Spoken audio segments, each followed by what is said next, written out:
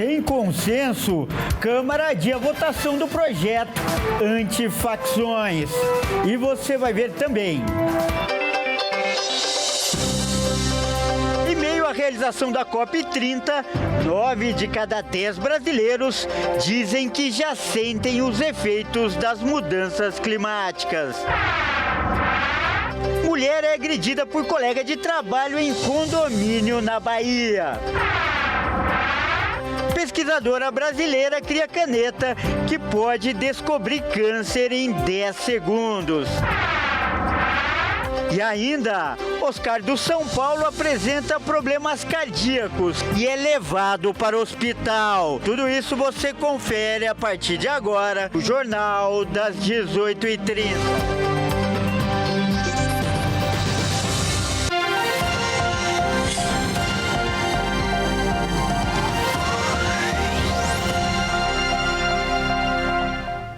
Olá, seja muito bem-vindo, nós estamos ao vivo. São 18 horas e 37 minutos pelo horário de Brasília.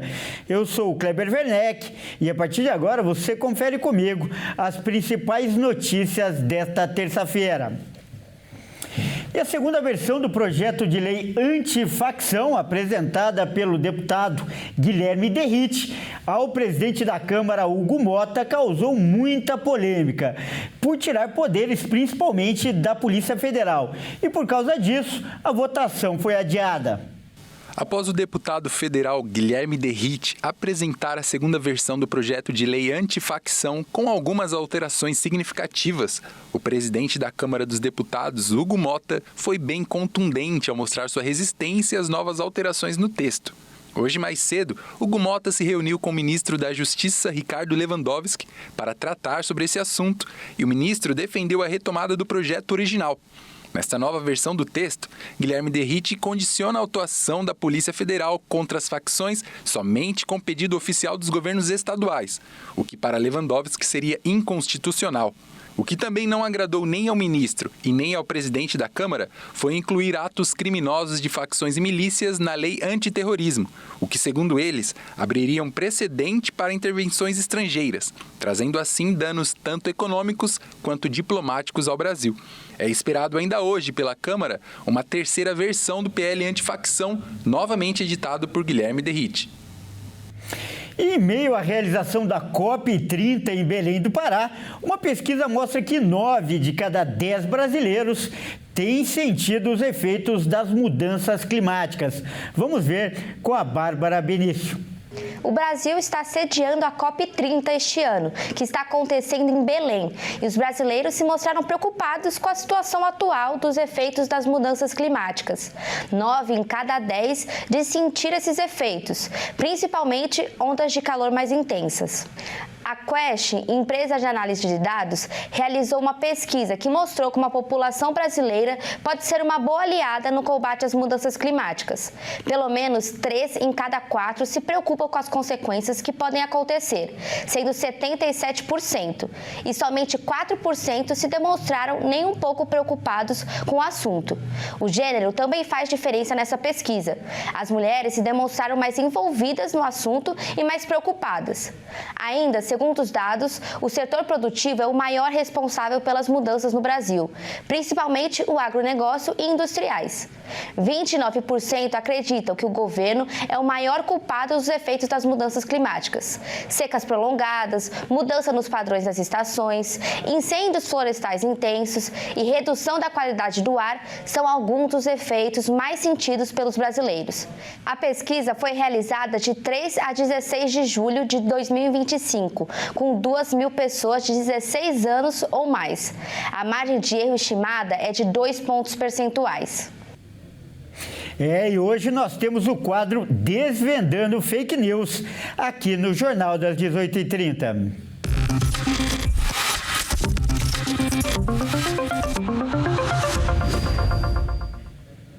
E quem traz as informações é o Alexandre Cardoso. Boa noite, Alê. Seja bem-vindo.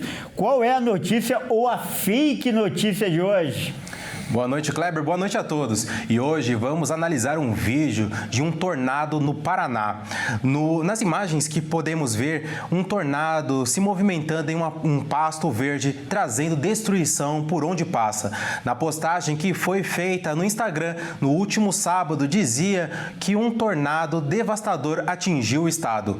A publicação aconteceu um dia depois das cidades paranaenses terem sido destruídas por um tornado que deixou pelo menos 750 pessoas feridas e 7 mortos. Apesar das imagens serem de fato reais, sem o uso de inteligência artificial, a filmagem foi tirada do contexto, Kleber. Essas imagens são de um tornado que atingiu a cidade de Gary, em Dakota do Sul, nos Estados Unidos, no dia 28 de junho. A cena foi filmada por um caçador de tornados profissional chamado Rick Forbes e publicada em seu Facebook no dia 5 de julho. O tornado de categoria EF3, que pode causar danos severos nas residências, atingiu 600 metros de altura e ventos acima de 225 km por hora. Olha, Kleber, são imagens muito impressionantes mesmo. E olha só, esse vídeo é a prova que as fake news não vivem só de vídeos feitos por inteligência artificial. Tirar uma imagem do contexto ainda pode enganar muitas pessoas. Bom, eu fico por aqui, mas a qualquer momento eu volto com mais notícias. Então fique sempre alerta e até mais. Muito obrigado pelas informações, Alê, e até mais. Vamos mudar de assunto agora para falar que uma mulher de 38 anos foi agredida pelo colega de trabalho com tapas e golpes de capacete na cabeça, enquanto ela trabalhava na portaria de um condomínio residencial no bairro de Itapuã, em Salvador, na Bahia. Isso aconteceu no último sábado, vamos ver. O caso aconteceu na portaria do condomínio. Primeiro, um dos dois funcionários aparecem discutindo. A mulher está sentada e o homem de pé ao lado dela. De repente, ele começa a agredi-la, usando um capacete. Ela ainda tenta se defender, mas recebe vários golpes. A discussão teria começado depois que o funcionário tentou entrar pela contramão do condomínio. Vejam de novo como foram as agressões. A mulher de 38 anos já registrou o boletim de ocorrência e o caso está sendo investigado pela Polícia Civil. Até o momento, ninguém foi preso. O condomínio emitiu uma nota repudiando a agressão e informando que o funcionário envolvido foi afastado. E olha só, um avião militar turco caiu na Geórgia. Um vídeo mostra o momento da queda e também a aeronave se desintegrando no ar. Vamos ver. O vídeo mostra o momento da queda. Nas imagens é possível ver as peças do avião se soltando. A aeronave começa a se desintegrar por causa da força da queda e em alguns segundos se choca contra o solo. E em seguida, o que se vê é uma enorme nuvem de fumaça. O avião de carga militar turco caiu na Geórgia. 20 pessoas estavam a bordo da aeronave. O governo turco disse que houve vítimas, mas não especificou quantas. O avião, modelo C-130, havia acabado de decolar do Azerbaijão em direção à Turquia e caiu na região da fronteira da Geórgia com o país de origem. O presidente da Turquia, Recep Erdogan, disse estar profundamente entristecido com o acidente e expressou suas condolências aos mártires, indicando que há vítimas. O ministro turco disse que as operações de busca e resgate estão em andamento em coordenação com as autoridades da Geórgia e do Azerbaijão, sem fornecer mais detalhes.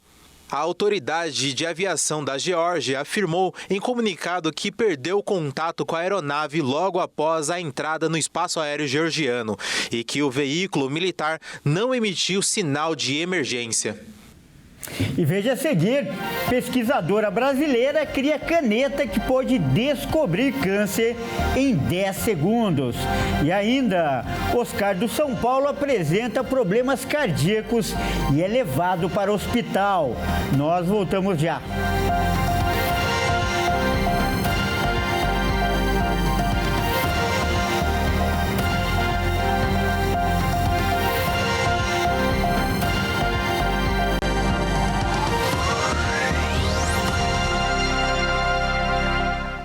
Mais uma vez, seja muito bem-vindo. Nós estamos de volta e ao vivo. São 18 horas e 47 minutos pelo horário de Brasília.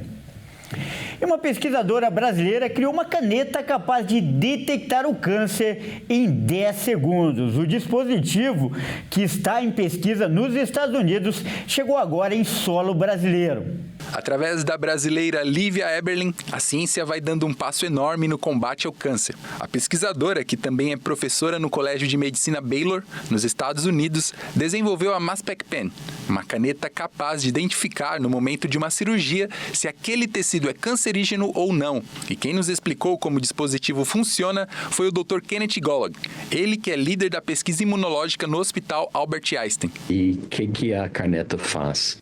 A gente usa água, uma gota de água, em cima do tecido, e essa água ele serve como um meio para trazer as moléculas que estão na superfície do tecido. E aí, quando você pega essa mesma caneta, coloca a gota de água em cima de tecido que é já um tumor, aí vai ter outras moléculas lá, eles vão também ser chupados por dentro da máquina, e na hora ele vai gerar uma série de picos também, e esses picos vão ser característica de células tumorais, né, ou uma tumor. O mais impressionante dessa caneta é o tempo recorde na resposta, se o tecido é cancerígeno ou não.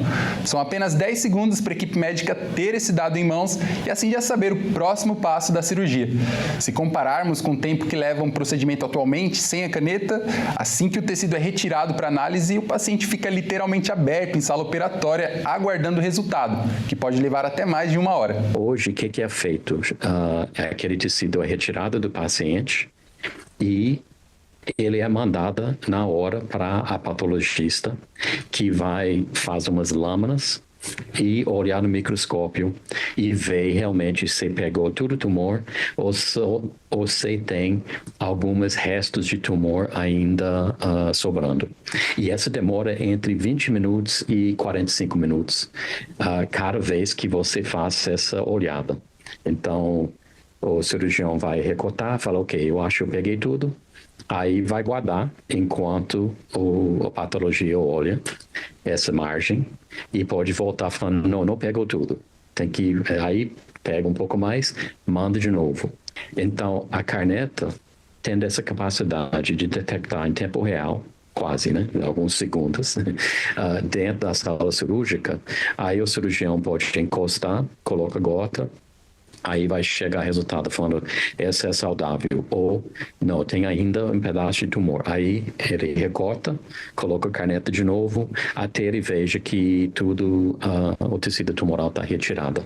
O dispositivo ainda passa por vários testes, tanto no Brasil quanto nos Estados Unidos. Aqui em solo brasileiro, no Hospital Albert Einstein, em São Paulo, a pesquisa terá duração de 12 meses. Mas o que todo mundo quer saber é, quando essa caneta vai estar disponível nos hospitais Brasil afora? Mas tudo correndo da melhor maneira possível, mantendo essa confiança na sensitividade e especificidade.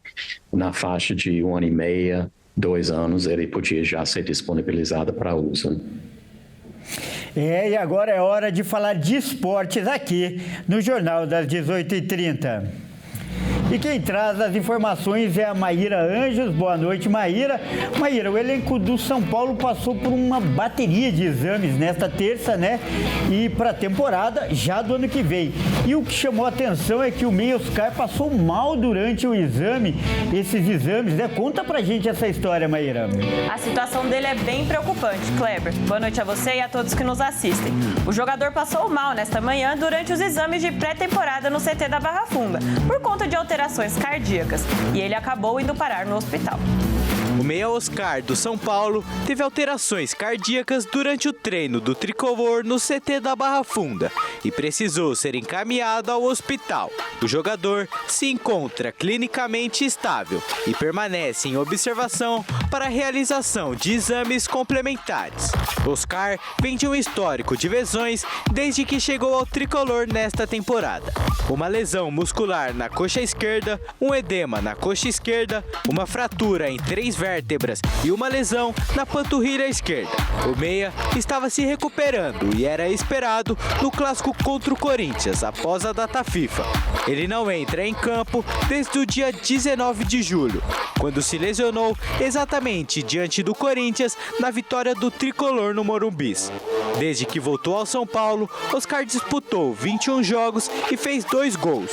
Contratado no fim de 2024, Oscar tem vínculo com o clube paulista até o fim de 2027. Oscar já agendou novos exames para essa semana e avalia a chance de uma rescisão amigável com o tricolor para se aposentar dos gramados. Mudando de assunto, agora vamos falar de bola rolando, pois apesar de estarmos no meio de uma data FIFA, ainda teremos 4 jogos do Brasileirão ao longo dessa semana e confrontos que mexem tanto com as chances de título, tanto com as chances de rebaixamento.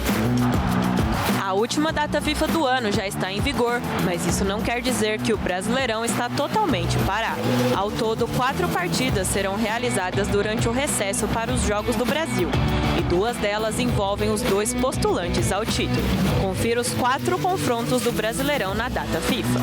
Já nesta quarta, o Atlético Mineiro vai receber o Fortaleza às 20h30 em jogo adiado da 16ª rodada.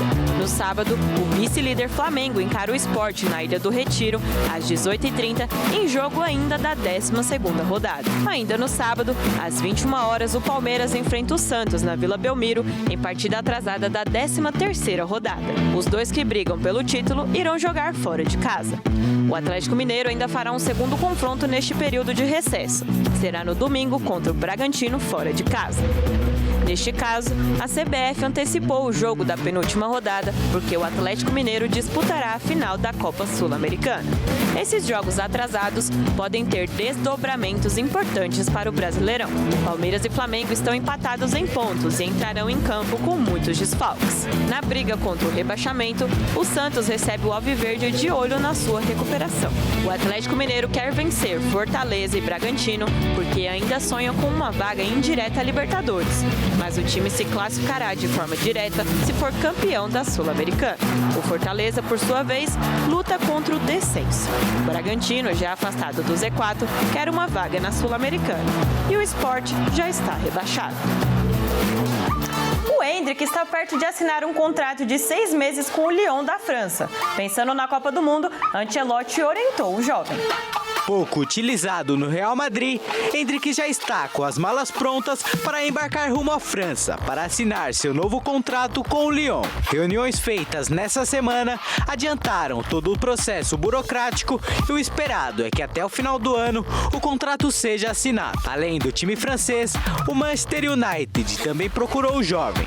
Porém, Endrick pensa em ir para um time que vai ser protagonista. Faltando menos de um ano para a Copa do Mundo, Endrick ainda sonha em estar na lista de Ancelotti, que conversou e aconselhou o jovem. Os dois trabalharam juntos no primeiro ano do atacante no clube merengue. Foi mais utilizado na Copa do Rei, onde foi artilheiro do Real na competição. Fora de todas as convocações de Ancelotti até agora, Endrick tem sua última chance no ano que vem, onde o Brasil fará 2 amistosos antes da principal lista, que será da Copa do Mundo em maio. Bom, Cleber, por hoje é só. Uma ótima noite para você e a todos que nos assistem. Até mais. Muito obrigado pelas informações, Maíra, e até mais. Bom, essa edição do Jornal das 18h30 também fica por aqui. Eu agradeço demais a sua companhia. Uma ótima noite e até amanhã.